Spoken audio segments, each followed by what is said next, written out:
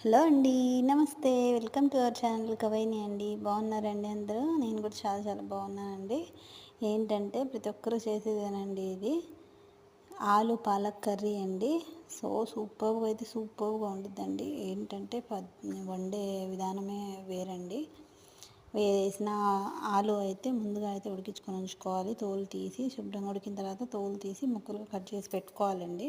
దాని తర్వాత ఉల్లిపాయలు అవి నూనె పోసి ఒక గిన్నెలో ఉల్లిపాయలు, పచ్చిమిర్చి, అల్లం వెల్లుల్లి పేస్ట్ వేసి కొంచెం మగ్గేదాకా ఉంచుకొని దాని తర్వాత మనం ఉడికించుకున్న ఆలుని కట్ చేసి చిన్న చిన్న ముక్కలుగా దాని తర్వాత ఏమో పాలకూరని వేసి అందులోనే ఉప్పు, పసుపు, కారం, ధనియాల పొడి, చికెన్ మసాలా కొంచెం వేసేసుకొని కొంచెం అయితే నీళ్ళని పోసేయాలండి.